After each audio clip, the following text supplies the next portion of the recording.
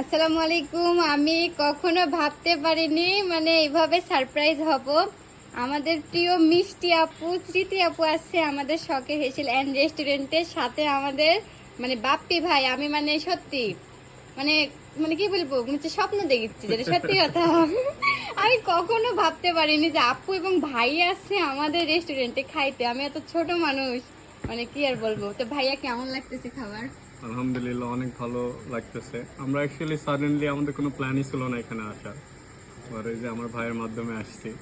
আর এখানে এসে খাবার তো মানে আমার খুবই ভালো লাগতেছে। হ্যাঁ, ও প্রথমে মুখে দিয়েই বলছে যে আমার কাছে একদম মরমরিয়ার মতনই লাগতেছে।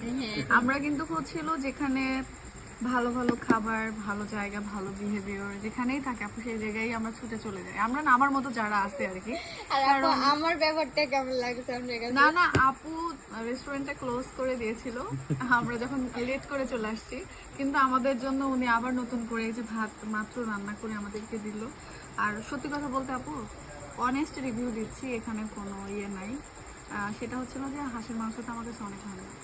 ধন্যবাদ আপু। অনেক মজা, এটা ধরে রাখবেন, ইনশাআল্লাহ আপনি অনেক কাস্টমারই পাবেন। কাস্টমার খাবার যেখানে স্বাদ হবে এখানে কাস্টমার আসবে। ভালো তো খাবারে ভালো। ভাইয়ার নামটা কি? ভাইয়ার নাম তারিক ভাইয়া।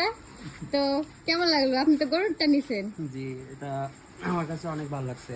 আমরা মেবি কাটাখালিতে খাই, হ্যাঁ, তো কাটাখালির থেকে এটা আমি কম বলবো না। এটা ধন্যবাদ অনেক ভালো ভাইয়া, লাগছে। ধন্যবাদ আপনাকে। অনেকে ভাববেন যে আমরা টাকা দিয়ে হয়তো সিটি আপুক নিয়েছি, না দেখেন আমাদের দেখেন দোকান বন্ধ। দেখেন কি অবস্থা। আপুরা কিন্তু আমাদের খাবারের কথা শুনেই আসছে।